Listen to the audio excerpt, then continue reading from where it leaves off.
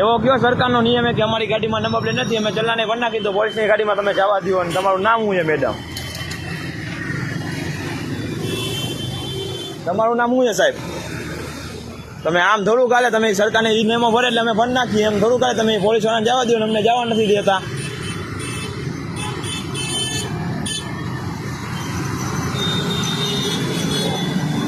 બોલો એવો કયો નિયમ? અમારો નંબર પ્લેટ નથી, અમે નેમો ભરી નાખી.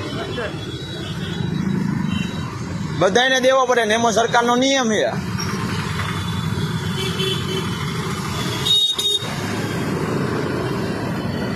આ મારી ગાડીમાં નંબર પ્લેટ નથી, અમારું ચલાન કપાય ને સાહેબની ગાડી ગઈ તો એને જવા દીધી છે. આ ભાઈ ઉભા હતા.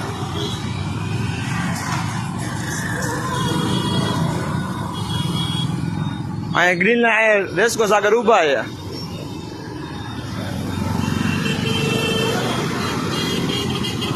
તો એક જવાબ નહીં દે, જવા દે ભાઈ. તો આપણે આ રે અમારી ગાડી જોઈ લ્યો, અમારી નંબર પ્લેટ બધું એ આ રે અમે ચલાન બની નાખી ભાઈ. એ કયો નિયમ છે?